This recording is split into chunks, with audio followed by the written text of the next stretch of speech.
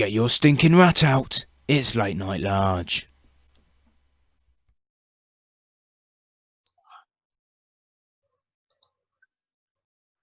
Hello and good evening.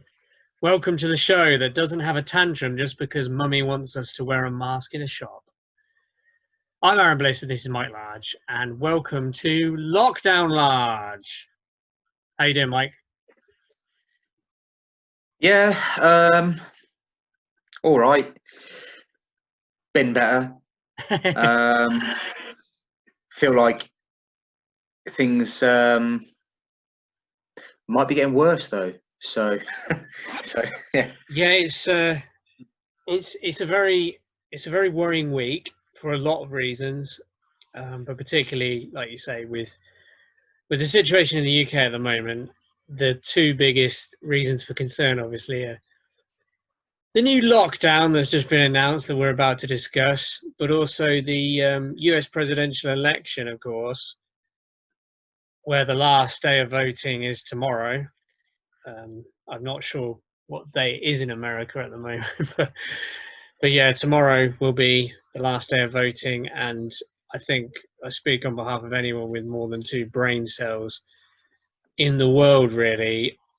I think we are all praying that Trump doesn't get another term, but it's worrying because I don't think it's as cut and dried as people would like to think it is. So by this time next week, Go on. sorry, by this time next week, we could be in a scenario where either Trump has lost, in which case I'm sure he will get some of his goons to probably start some kind of militia war on the streets. He'll probably launch legal challenges to discredit the result. But we can all laugh at that because that only affects America. What affects more than America is if Trump actually does win. And then we are all going to suffer in various ways. But, that's enough about America. So everyone cross your fingers for sense to prevail. And just in case anyone thinks that for 1 second that I'm supportive of Joe Biden, I'm not at all. It's just you see a clear and present danger and you realise you need to fucking eject that bastard out of the White House. Just get him out, then we'll talk about Joe Biden. Yeah, I mean, it's a worrying state of affairs on the whole, isn't it? When you have the biggest, most powerful, arguably most powerful, influential country in the world, and those are your options. I mean, yeah. Do you know what the population is of America? Oh, now you're asking. I'm going to really embarrass myself if I pluck a number out of thin air and get it wrong. It's in the hundreds of millions, but I'm not sure how many hundreds of millions. It's got a... I'm tempted to say... Huh? No, go on. What's your guess? Hang on. Okay, I'll tell you what. I am going to... Make a guess. No. Hang on. I'm just about to Google it, but you have a guess first, and then I'll have a guess before I Google it. I have a guess first. No, okay, fine. I'll go first. I'll go first. Right. I'm gonna take a stab at between 200 and 300 million. What will you say? 400. You're gonna say 400 million. Yeah. Okay. Let's have a look. Okay. You probably just about win. We were basically as close as each other. I think it says. Well, this particular one seems to suggest it's just over 330 million. So neither of us was too far off. We didn't embarrass ourselves. No. So my point anyway was 330 million. Yeah. 330 million people. And the two that they are currently choosing between to become the most powerful man, certainly in their country, arguably in the world, are those two. I just don't know if like the world wasn't otherwise just as fucked as it is, you almost wouldn't believe it, would you? No, Like no. it is perfectly in keeping with how fucked everything else is at the moment. So in that way, it makes sense. But Yeah, you couldn't yeah. write this shit, really, could you?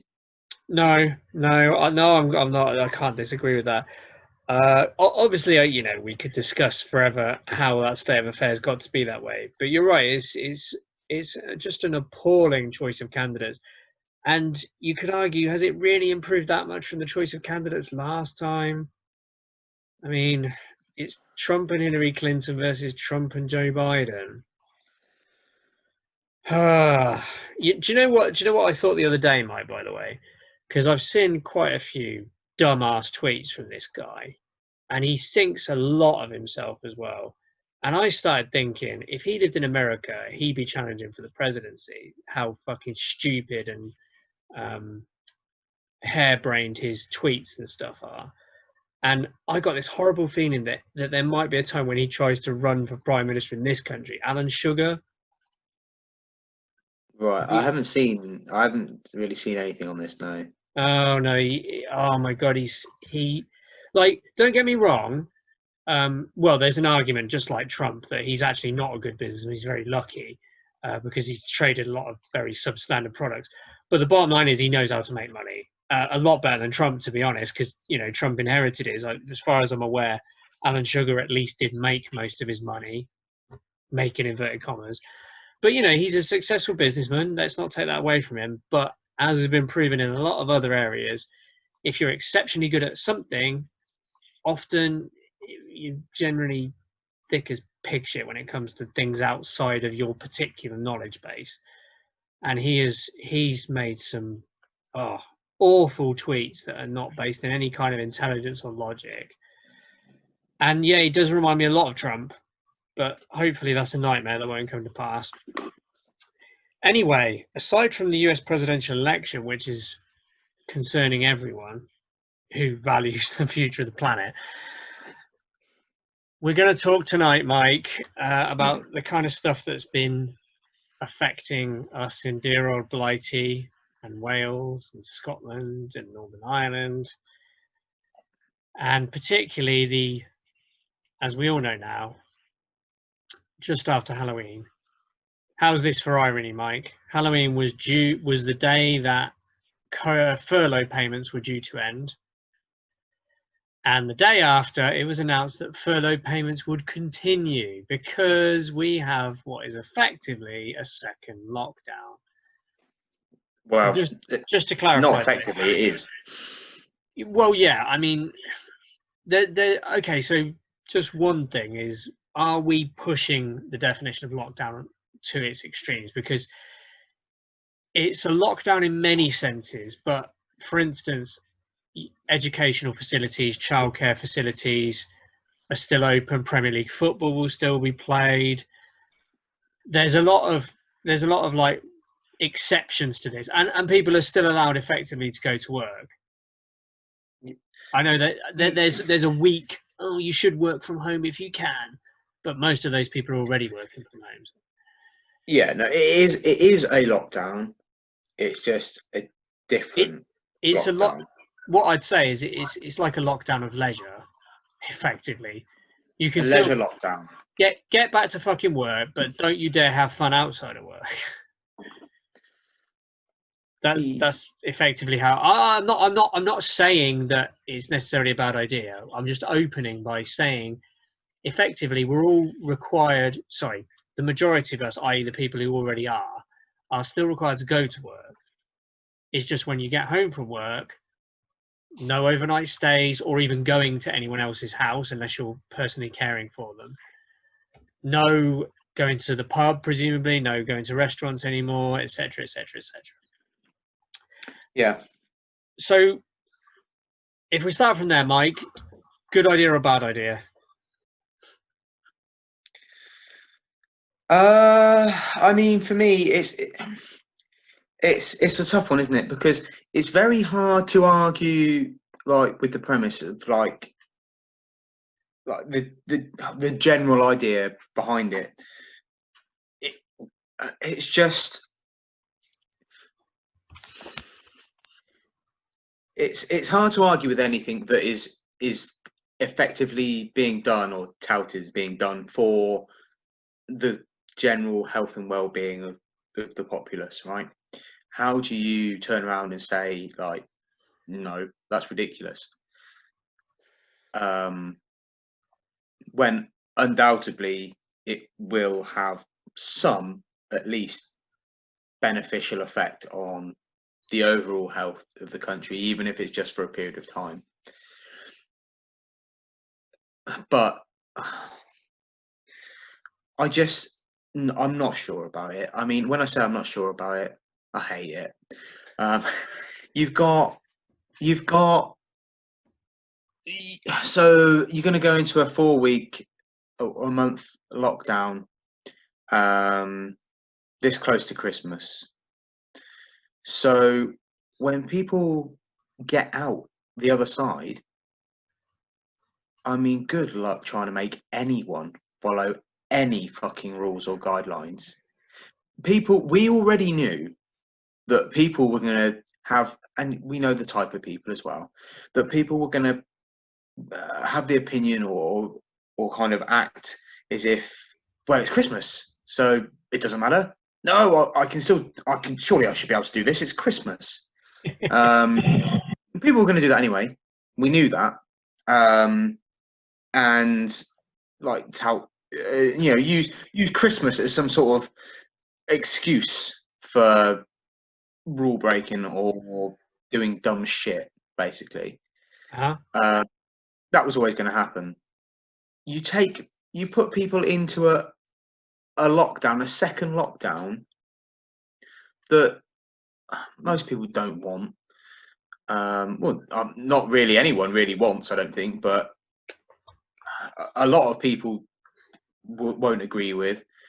And you take them out the other end, that close to Christmas.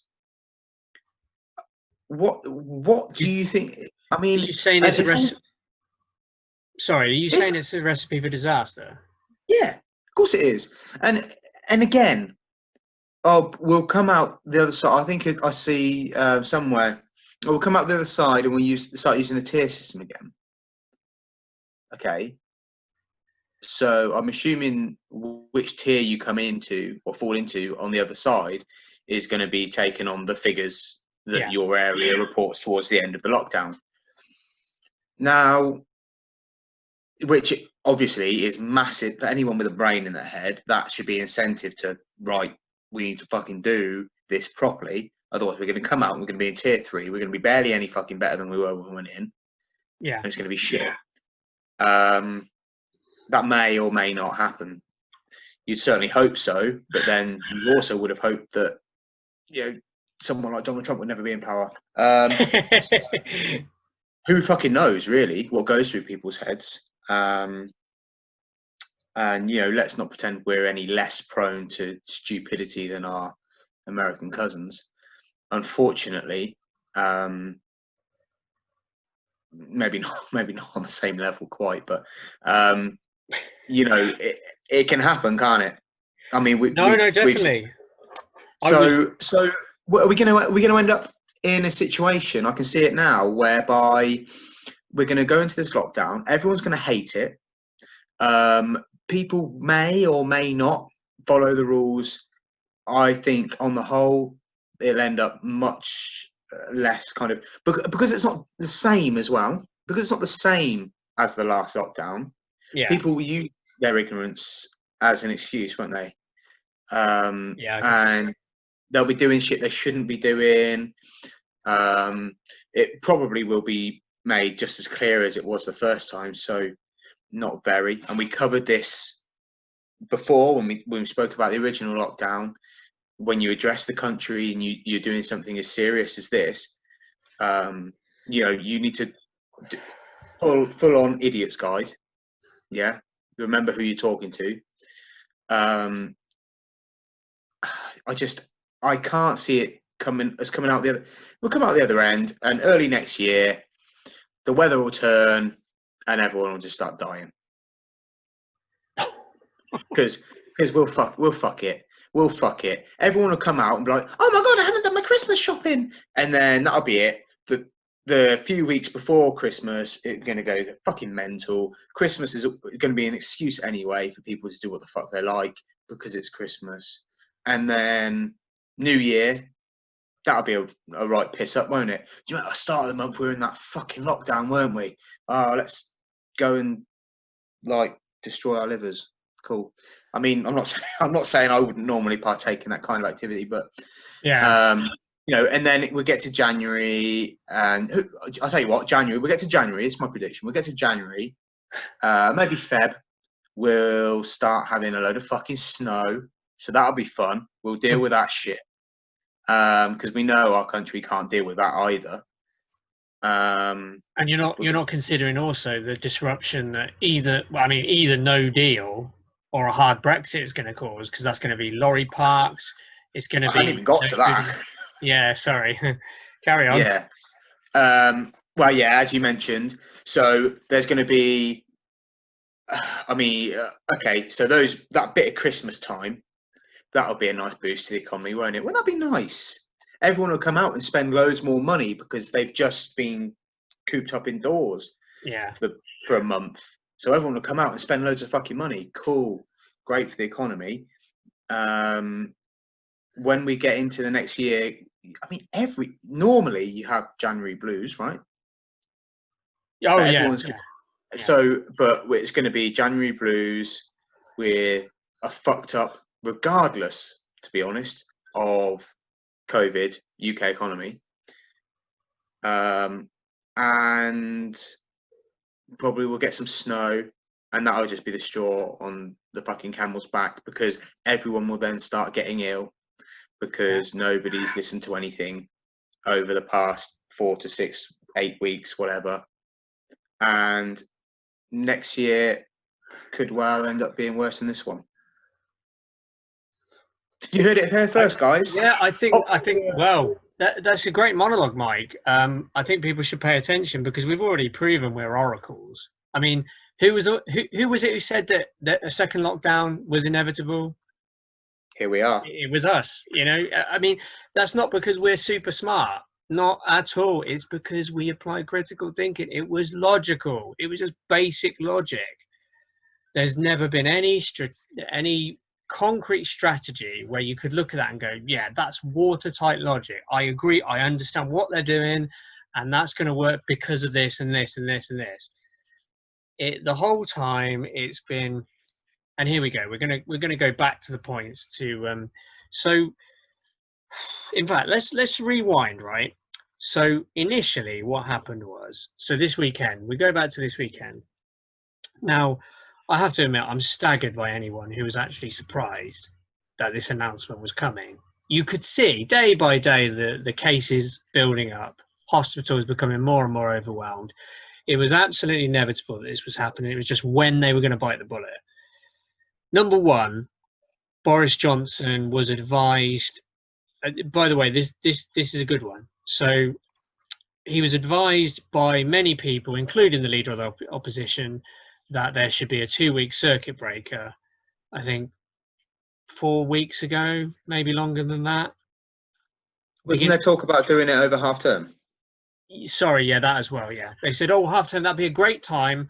Let's do 2 weeks. No one's allowed to do anything, and that will relax the case numbers a little bit, and hopefully we can kind of struggle through. So Johnson, exactly like he did the first time, he farted around, he twiddled his thumbs, he crossed his fingers. No, you know. I mean, what did he say about Great British common sense? And as soon as he said that, I thought, you're talking about a majority of the country that voted for Brexit, for fuck's sake. Common sense? We're dreamers. We dream of unicorns and winning wars that we never fought in and stuff like this. Anyway, so Johnson was about to announce this at the weekend, 4 to 6 weeks after he was told to do it initially. So let's go back to the weekend. So we're at the weekend. How do we know that a lockdown announcement's coming? The media's full of it, newspapers and everything. How do they know? Because the government is briefing newspapers, their favourite newspapers, instead of telling the House of Commons, as they are required to. So, you know, you get people like Robert Peston and stuff posting about, oh, hear that there's a lockdown announcement coming. Looks like the Prime Minister has, you know, given in to his scientific advisors at last, etc. So we're sat in front of the TV at, what is it, 4 o'clock? Oh, it's been put back now. No, the government's not going to appear for the press conference till 5 o'clock. So everyone kind of, okay, well, this is an important announcement, so maybe they're having some last minute discussions. Then it gets put back to 6 o'clock, in which case people start looking at each other and going, if you were in a regular job and put back a press conference by 2 hours, you wouldn't be in a job the next week. Mm. So 6 o'clock comes and goes, still no, you know, and what was it? Getting on for like 6:45 before Johnson bothered to fucking show his face. Now, I don't care how many last minute discussions he has to have. That is lazy, it's incompetent, and it shows complete contempt for ordinary people and families who are sat in front of the TV, pretty tense and worried about what's going to be announced. You know, I can almost imagine him having to be dragged there half drunk. I know that's probably not what happened. Yeah, I mean, that's probably a bit unfair. But nearly 3 hours after it was scheduled to take place, meanwhile, he's briefing all his little favourites to drip feed information about what he's going to announce. So he comes out. Do you really think that's all that was happening? Do I really think what was happening? I said I don't know what's happening. What I say is that it's complete lack of respect for the public and lack of respect for his office to show up nearly 3 hours late. Like I say, if me or you showed up for a job interview 20 minutes late, we wouldn't even be interviewed. If we showed up for our work 3 hours late and we hadn't been like carjacked or involved in a near-death incident, we would have some serious explaining to do. But he wings it time and time again. It's not the first time he showed up for one of these things horribly late. Anyway, sorry. So he announces, you know, the lockdown and what we're supposed to do and what have you. And here we are. So a few things I thought would be interesting to talk about, Mike. So in relation to what he's announced. So obviously we've already discussed the fact that they were talking tough on furlough, definitely ending on Halloween, and there's not going to be any U-turn, and furlough's continuing. So well done to the people who were desperate for furlough to continue. You know, you've still got support, so I'm glad for you. For the people whose jobs sacked them because they thought there was no furlough and they couldn't afford to keep them, well, that's hard cheese, isn't it? Anyway, the furlough is continuing. It's going to be 80%, which makes Rishi Sunak and Boris Johnson look like a pair of cunts after they refused Greater Manchester how much they said they needed. So that's one thing. The other things I thought were interesting, Mike, and by the way, when I say studies show, we're supposed to be effectively an entertainment show, okay? If we ever became popular and we became proper influencers, of course I would source all of these things that I refer to, but I tend to read them in newspapers randomly, and I don't put reference points. So if you don't find these and think I'm talking complete bollocks, please comment and tell me I'm talking complete bollocks. But I read these. Please tell well, him that. Mike would love it, for one thing. But so, Mike, I've read different studies here. So, different studies and quotes, and I think they're pretty damning on particularly the government and Johnson in particular. So let me fire some at you. Number one, a SAGE advisor, as in a scientist who was on the SAGE committee, has been quoted. I'm not sure who it is. I just saw this in The Guardian. But a SAGE advisor told Johnson that waiting until the time he has cost thousands of lives. That's someone who sits on the government advisory panel, has effectively said, well, it's not going to be great, but Johnson was advised to lock down or circuit break, whatever buzzword you want to use, weeks ago, and literally it would have saved thousands of lives. So, I mean, what do you think of that, first of all? I mean, it's a pretty damning statement, isn't it? That you can. I don't really know what you can say to kind of spin that where it sounds any better than it is. That is just as bad as it sounds, isn't it? Well, that's what I thought. Yeah, There's no that even a politician couldn't spin that and make it sound good. Like no. The only way I can think of out of it for a politician would be, well, I don't accept that. But well, that tends to be something that gets thrown around. Yeah. Yeah. Don't accept that. Doesn't mean it's not fucking true, does it? Yeah, it's like a child. All right, bedtime now. Pass your bedtime. Get to bed. I don't accept that. It's not. You said I could stay up for another half an hour. No, I didn't. I think you'll find I didn't. Look at this little chart. Here's your bedtime right here. So that's number one. So you came to the conclusion that I did. I mean, that's indefensible. If your own advisory committee is saying, we advise you to shut down earlier, you've potentially cost thousands of lives. So that's number one. Number two, which was a graph that I saw. This is an interesting one, Mike. Right. So number two, it was a pie chart that said... Oh, pie. Yeah, we all love pie. And it said it gave sectors of the economy that had caused, as in were believed to cause, with the evidence available, the largest transmissions of COVID. I think I know where you're going with this you know one. Yeah, you know where this is going. Yeah. So hospitality, which we all criticised, and we'll come back to that later, that was smaller than you might think of the pie. Larger than the government would like to think was workplaces. And what was the largest transmitter of all? Schools. The education sector. Yes.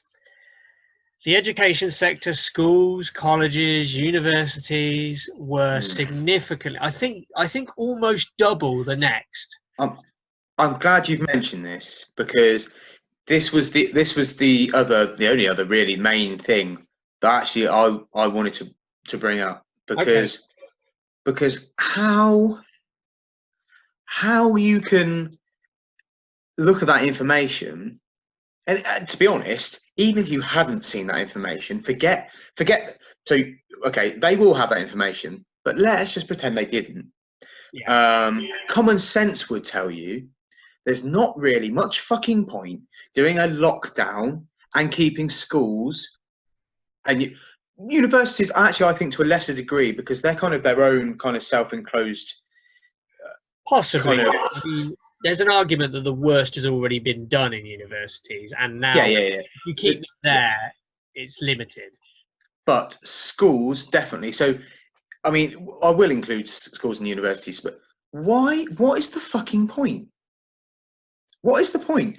I don't understand. I don't get it. Would you like me to explain, or are you just being facetious? Well, I think. Okay, I do know why. Yeah. The reason, sorry, just the reason being that Johnson has a lot of backbenchers whose modus operandi is everyone must be kept at work at all costs, and that's what's happened. Is they put massive pressure on him. And there you go. Yeah. Sorry, carry on. But yeah, no, okay, yeah, but I just don't. I don't get what the point actually is. The actual logic, or that either is being or it could be applied to it. I don't get it. I just do not understand. Schools. That is, you got these. We've said this before, haven't we? About you lovely little kids and stuff going around, and yes, there's measures in place, and I'm sure, I am certain, in fact, that the vast majority of schools and the vast majority of teachers take it very seriously and do all they can, all the safety precautions that certainly they've been told to do, and possibly some on top of that. I'm sure that they do their bit. I have no doubt. Yeah. But children are still children. They will still go up to each other, hold hands, pick each other's nose, do whatever they want to do. It's gonna, and as a result, we have got the information. So even if you didn't have that, you would still think common sense dictates actually this probably isn't a good move. But we do have the information that actually proves, oh yeah, actually, look, it isn't a good move. That stuff that we thought was probably going to be the case is now proven to be the case. Maybe we should take notice of that now, or not. It's like before, isn't it? Nobody in their right minds is saying that education is not important. Nobody's saying that. Nobody is also saying that the mental health and social development or whatever of children is not important. Nobody would say that. But it just completely throws out the whole kind of what you're trying to achieve by enforcing a lockdown if you keep these things open. It's a fact they don't want to acknowledge. That's all it is. It's a fact that they are just, that they're moving this way, they're moving that way. They don't want to see it. It's right in front of them. They are not going to acknowledge. And also, let's be fair, Mike, they've effectively lied to the population. We've been told numerous times, I mean, not us, we're not parents, but parents have been told time and again, schools are safe. I mean, don't get me wrong. I know that's kind of, schools are relatively safe because nowhere is 100% safe. But it turns out they're actually the most risky.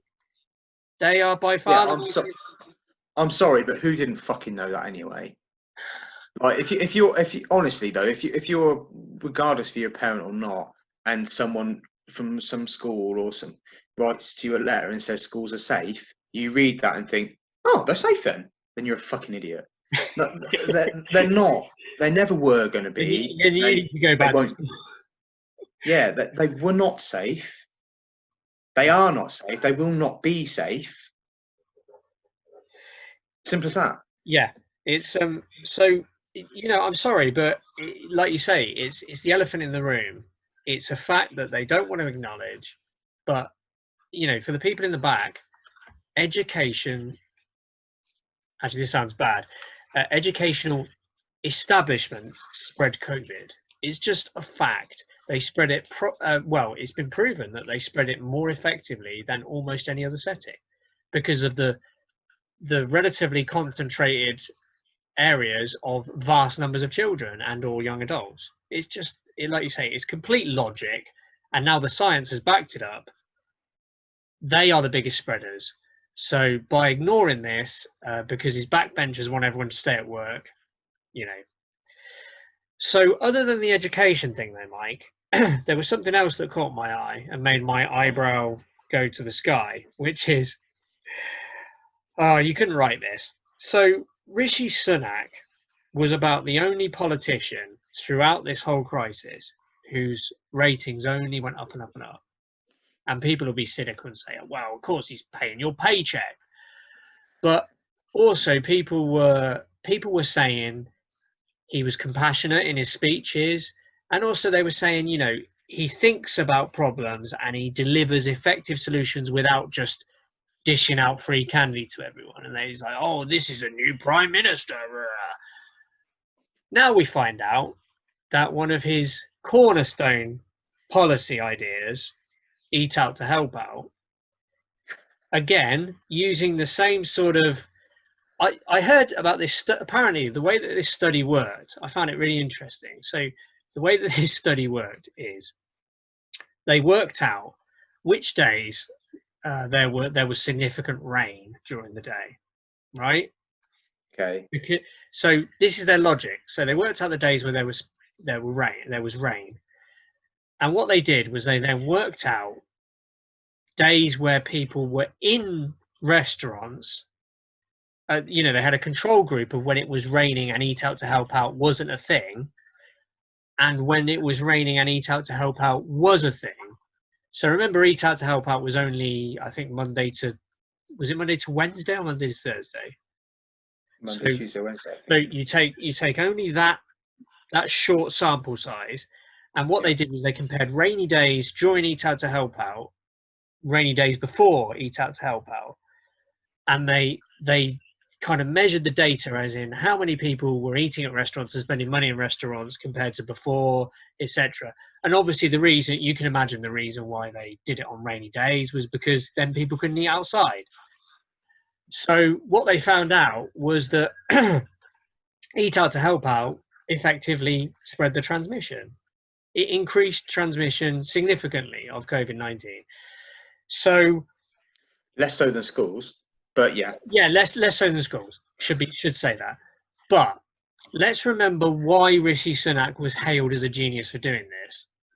So he was hailed as a genius at the time because hospitality was on its knees, and people were, once things started opening up, people were still a bit like wary, like, well, I just want to be careful. I'm not going to go out eating at restaurants because it's still around, the virus. And the government sort of said, no, you need to save the economy. You can't worry about your health. Here you go, half price if you support restaurants and whatever.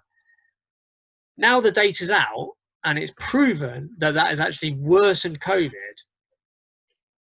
So apply the logic of why that was implemented. That was implemented specifically to save hospitality, who are now under a second lockdown, contributed to by Eat Out to Help Out. Yeah, that doesn't look good, does it?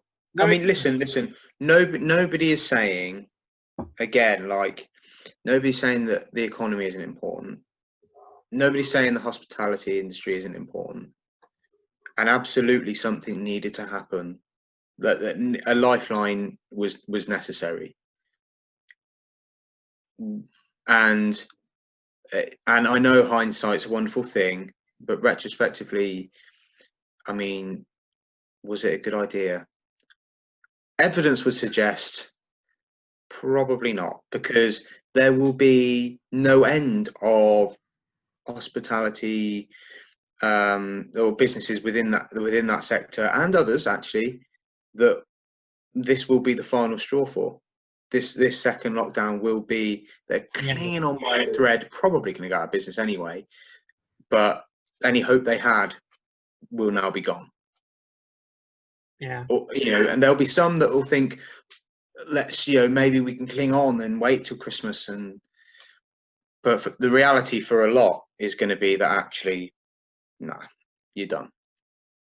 Yeah, no, sadly, I'd agree with that. So a lifeline was necessary. Something did need to be done. But okay, so was it that? If someone's watching this and actually, even if they don't support the government, but they think Rishi Sunak was just doing his best, and that it was a good idea at the time, and in hindsight it looks like a silly idea. So I understand that. So if we just think about it ourselves, right? So at the time, hospitality was dying, obviously. Was that the only solution? Were there other things that you could do? I mean, the argument I would make is you needed to have a zero COVID policy. Ultimately, the only way you're going to stop rolling lockdowns is have a zero COVID policy. I understand that's easy to say in countries like New Zealand or South Korea, who have much lower populations than us. Although South Korea, they're a pretty dense population as well. So maybe New Zealand, yeah. I mean, population density. New Zealand is a country all its own. It's got completely different in terms of how it's anything really. Yeah, but if we look at places like South Korea, Vietnam, Southeast Asia handled COVID really, really well generally. And you've got to ask, particularly countries like Vietnam, who have next to no economy, no money, how have they managed to stamp it out? And yet one of the richest economies in the world hasn't. Now, I can suggest a reason for that, but, let's leave it up for debate. And I don't think it's easy to say hindsight. I thought at the time that Eat Out to Help Out was a stupid idea. I'll say it now. I think I said it to people at the time. I think it's a stupid idea. Now, I thought it was proven to be a stupid idea. And again, I just can't grasp the thinking of some of these people. You know, when you saw Tory MPs, particularly Jeremy Hunt, who I think is one of the richest MPs in Parliament, posting like a tweet or Instagram of him having a half-price meal through Eat Out to help out. Now, he must have done that thinking, yeah, thumbs up, what a great government policy that everyone can enjoy. Whereas most people with half a brain looked at that and said, yeah, well done, you gimp, you're one of the richest people in Parliament and you're taking taxpayers' money to pay for your meal. You know, things like this. And you're encouraging other people to spread the virus. Now, I'm not saying it's easy. Now, Rishi Sunak, I don't think when he got the position he was qualified to be Chancellor. I still doubt his credentials.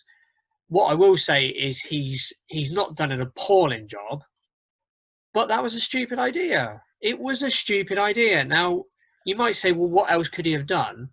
Not that, for one thing. I mean, you know, What would you suggest? What do you think? Like, if you were, and bearing in mind, we now have the benefit of hindsight. Yeah. Right. So, but if you were in his position when, I don't remember exactly the date when it was announced that this Eat Out to Help Out was going to be a thing, right? But if you were in his position and you were, you know, Eat Out to Help Out was on the table, but you decided no, not doing that, what would you have done?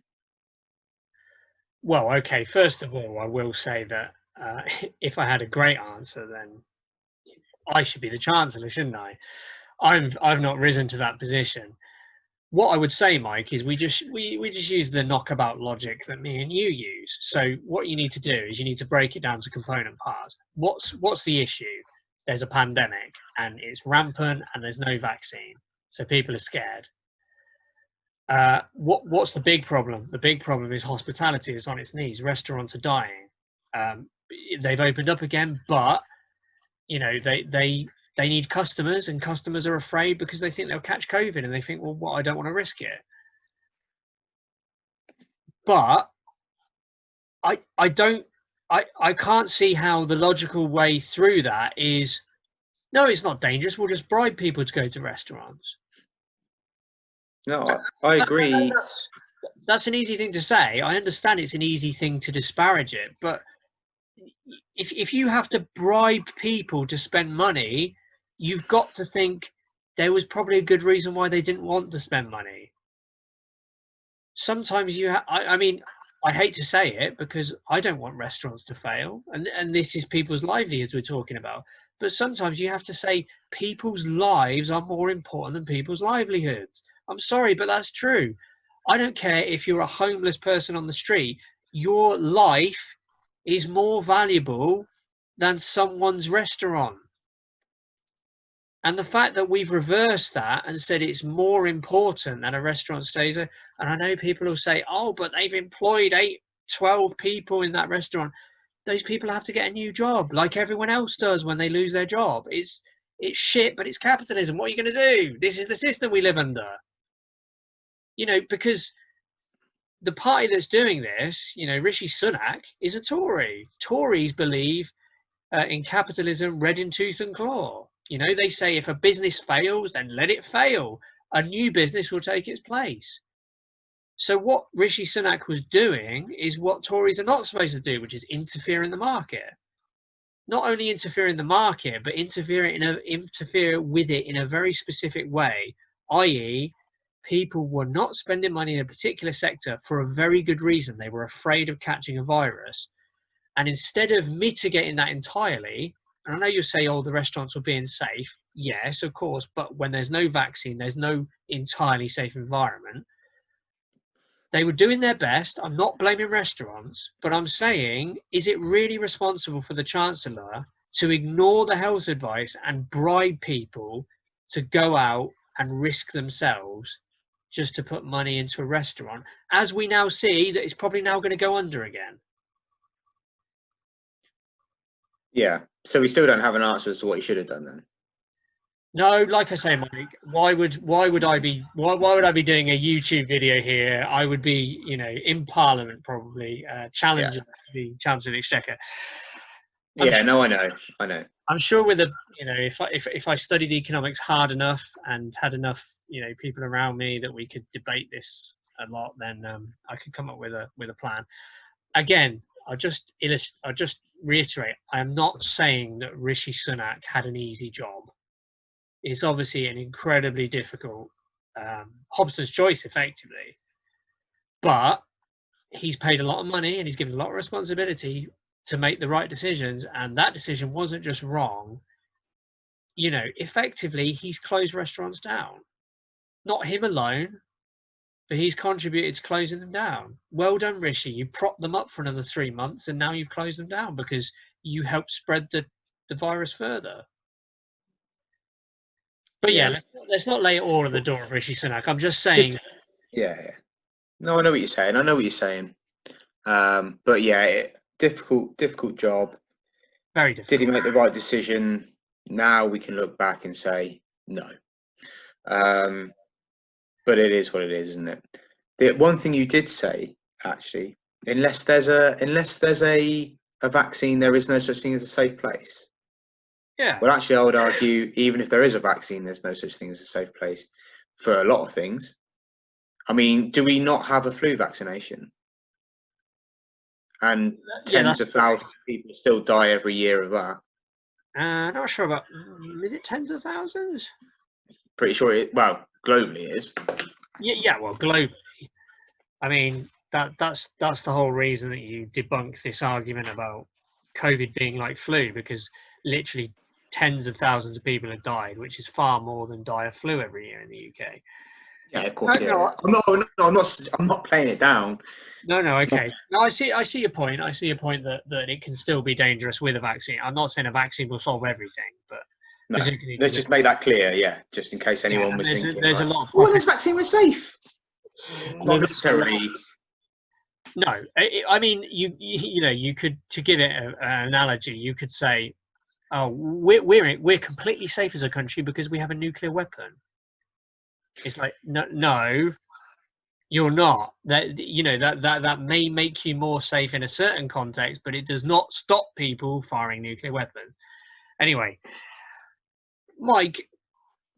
So, in terms of talking about how much Boris Johnson has prevaricated and procrastinated, and now here we are, weeks after he was advised to do it, and not learning any lessons. It turns out that COVID is not nocturnal. Apparently, it doesn't only come out after 10 o'clock. So, I mean, yeah. I don't know which scientist was responsible for saying that, but maybe they should be out of a job. Not that we didn't predict that, but there you go. The drinking an hour earlier had no effect on reducing transmission rates. Mike, just one thing about, so we understand this because we've seen the whole picture, and hopefully a lot of other people understand this. The reason this is happening, this non-educational facility lockdown, the reason this is happening now is because they are desperate to save any semblance of a social Christmas, and particularly people spending money around Christmas. It's all about the dollar. Yeah, so we understand why this has to come in now. But I just wanted to mention this, Mike. And don't get me wrong, it's one of those things where I know the answer before I ask the question. But I thought I'd just. We do that a lot. Yeah. Go on. Well, it's, you know what it is? I think I should study law, Honestly, I think I should. I just finished reading Malcolm X's autobiography. Really, really good. But one of the things he says, which I found really poignant, because he was murdered assassinated in 1965. In that year, like some of the entries in his autobiography, one of the things he says is he would have been really interested to study as a lawyer, but he knew at the time that he was under real risk of death. Like, he knew people were circling, You know, it's quite noble that he was sort of prepared to eventually accept it. He's just like, well, I can't do anything to prevent it. But one of the things he said was, you know, in another life, basically, which is why I found it quite poignant. He said, I think I'd be really good as a lawyer. And if you know anything about Malcolm X, you'll know that's true, because he's such an analytical, logical thinker, and he's very good at debating and turning points of view on their head and analysing weaknesses in arguments. Now, I've thought that I'd quite like, I think, to be a lawyer, for the reason that when we're on this show, I tend to only ask you questions I know the answer to already. Now, that's what lawyers do, isn't it? As a lawyer, Yeah. you're told, fucking ask a question you don't know the answer to. Well, you don't think you know the answer to, yeah. Yeah, exactly. So here's the question, Mike. We're trying to save Christmas. We didn't, by the way, apologies in advance, I'm not trying to be disrespectful here if I mispronounce these. It's just that obviously I'm not great at foreign languages, so please don't think this is disrespectful. But we're trying to save Christmas. We haven't managed to save Passover. We haven't managed to save Eid. We haven't managed to save, well, because it's coming up in November, we're not going to save Diwali. So we've said, fuck you to the Jews, to the Muslims, to the Sikhs. So my question to you, Mike, is, I mean, I know it's stupid asking because this is Boris Johnson, who's made all kinds of racist comments in the past, but are the government really just saying, like, there's no religions in this country that matter other than Christianity? That's just it. We're a Christian country, white Christian, that's it. Or is it a bit more subtle? Is there something else? It's hard to, yeah. I mean, I don't really know what to say to that. I don't think that is. It looks that way when you put it like that, yeah. But I don't think that's right. Obviously, they care much more about a holiday that they celebrate compared to one that they, on the whole, I imagine. I don't know what percentage of the current government are Muslim or Jewish or I don't know. But I would say, yeah, on the whole, they're probably more Christian, aren't they? Wow. So yeah. Christian in inverted commas. Yeah. Well, yeah. I think that I don't think that's the case. I don't think they're saying fuck you to any religion, and I think they've got the fallback of. I don't know. I think it's more about the economy. I think than actually saving Christmas. Well, what I was about to say to you, Mike, was that's one way of looking at it. So say I'm a Muslim or I'm a Sikh. I look at that and I mean that makes me feel pretty angry. You know, I can't see my family members at my holiest time of year, and yet you're talking about saving Christmas. I can understand why they would feel that way, but what you're saying, which I would agree with, is we're not trying to save Christmas, we're trying to save capitalism. And Christmas is capitalism because it's about get your Christmas shopping, get your Christmas food, spend, cash tills ringing. That's what it's about. Now that does happen at the other holy times of year for other religions, but not to the same degree in this country. No, it's an insane degree. It's you know, a lot of people have argued. I'd argue quite rightly, because you know, do an analysis of the proportion of the population that's actually practicing Christians. I'd say not many. Probably a little bit more than practicing Muslims. Probably a little bit more than practicing Jews. A lot more than practicing Sikhs. But the majority of this country, whether the government likes it or not, I believe is secular, probably humanist or atheist. You know, they don't practice a religion. So the idea that we all love Christmas because we all celebrate Christ is clearly not founded in any kind of rational logic. We love Christmas because we love to have parties with our mates. We love to catch up with our families. I don't know. We love to get lots of presents. We love to indulge in gluttony and too much drink. Oh yeah. And Oh yeah. and I'm not saying, I'm not saying that's in any way. I'm not saying that's immoral. I mean, I love immorality. I'm not saying that's immoral or unethical or whatever. But what I am saying is, this is not anything to do with preserving Christianity and making sure Christians can celebrate the year. And let's face it, even with the more sinful kind of excessive decadent side of Christmas, it's there for a good reason. The reason Christmas was moved to December, it cheers us up in the darkest months. It gives us something to look forward to. It gives us a time of coming together and will hopefully give us strength to get through into the new year. I fear for this year, and not just because we might be locked down, like we've said, there's a really big truck coming to hit us in January that people are very complacent about, and we don't know how badly that's going to hit us. And as you said, shit weather on top of that. I'm just saying this out of morbid curiosity. I'm not trying to encourage it in any way, and I would never mock anyone's mental health because we've all dealt with it. But I would love to see the suicide statistics in January, because I think this is going to be a January harder than almost any that we've known in our lifetime. I know there are other people who've struggled, in times of turmoil, but It's shaping up to be that way. That's why I mentioned it earlier. It is shaping up that way, isn't it? yeah, it's sad to say, and I hope it. Obviously, I hope to God it doesn't turn out that way. All I can say is, if Trump is kicked out of office, that's gonna alleviate things a little bit. I think everyone will breathe a sigh of relief. But let's not count our chickens. But even aside from that, people need to realise 2020 being over is not going to make things better in this country at all. No, I mean, not in the world anyway. It takes a while for the world to move around and come up with solutions to problems. But in this country particularly, there's not going to be a golden dawn after coronavirus ends next year. If it does, I'm sure most experts seem to think there will be a vaccine by spring next year. Fingers crossed.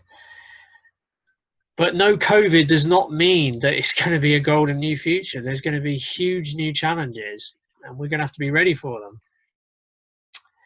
Mike, just before we go, because we've been rambling on a hell of a long time, I just thought we'd spend a couple of minutes just saying, paying tribute really to a pretty special guy in terms of our influence on us and our understanding of the world. Because of course, Sean Connery passed away this weekend. Yes. I was very sad to hear he was actually suffering from dementia, so that wasn't nice to read. I didn't realise that at all. No, his widow said. Hopefully, it wasn't for too long. In fact, the way she worded it was quite interesting and quite poignant. I think she said he'd been suffering it. She described it as months rather than years, so hopefully it wasn't too long. But she said he'd been suffering with it, but he was aware enough of himself to say that he just wanted to pass away in his sleep, to avoid the dementia really taking hold. And according to her, it was nice and peaceful, just drifted away exactly how he wanted to. So fair play to him, because Mike, I know I'm speaking for you as well. The Bond series, like most young men, particularly young white men, I don't know if young ethnic minority guys have the same affinity, because it doesn't look exactly like them when they're growing up. But for us particularly, you see this guy living the dream. He's everything that positive masculinity is. He can hold his own in a fight. He can seduce any lady he wants. He's good at gambling. He Basically me. I don't. Oh, really? Right. Okay. Yeah. Yeah. So very sad to hear about Sean Connery's passing. He was obviously a fantastic actor in other things as well, The Rock particularly. But I think the other thing as well that I'd like to add, Mike, is the class element, because obviously he was proudly Scottish and Scottish National Party, but he was also working class, and I think that's important. He pulled himself up from. I think he grew up in a tenement in Edinburgh. For anyone who's not aware, a tenement is like basically the early versions of flats. Like, they were pretty grim places. So to come from that kind of background and to become basically every young boy's hero, and obviously do a lot of other cool stuff as well. But he's never going to escape Bond, and why would he want to? To be honest, it was a fantasy. Anything to add, Mike? I think you've covered it. I think you've covered it beautifully there. Yeah, it's a crying shame. I didn't know about the dementia either. That's I didn't know that until you just said, actually. I didn't know until today when I read it. Yeah, I didn't know about that. I didn't realise he was 90 either. Like, obviously he wasn't a young man, but No. like I in my head maybe he was like 80 or something. I think tops. Do you think it's because two of the guys who played Bond after him had already died? Like that, it was like a surprise. Like, wow, 90 years up. Because remember, Maybe. George Lazenby and Roger Moore have both died, and yet they played him after Sean Connery. Yeah. But Yeah. he was a tough working class Scotsman. So that's how they. And he lived in the Bahamas, bless him. That's probably a good place to serve your dotage. So I'm sure that helped him soaking up the sun and whatever. And he earned it. So anyway, let's really hope, Mike, that next time we speak, there's a result that kind of helps us all just relax a little bit. Fingers crossed. Please don't let us down, America. I know there's some Americans who listen to our show, and trust me, I'm not trying to force politics on you, but you must see that this guy is so fucking dangerous. He's completely lost the plot, and there will be some pretty dark things unfolding in America and unfortunately affecting the rest of us. So please do, if you don't vote for Biden, please do not vote for the Donald again. We've seen how that turned out. If you think you're voting for a clown, you're voting for a very dangerous clown. So, and until next time, Mike, anything to add? Just the usual spiel about like, comment, subscribe, tell your mates, sisters, brothers, cousins, cats, nephews, sister. I don't know. But yeah, subscribe, hit the like, comment. Feel free to comment. Always comment, especially if that comment contradicts something that Aaron said. Yeah, I thought that was coming. You go for it. You go for it, because I'm in full support. Oh yeah. But yeah, other than that, I think we've gone on for long enough. We have. Okay, people, we will see you next time, and please take care of each other, and we will grow you later.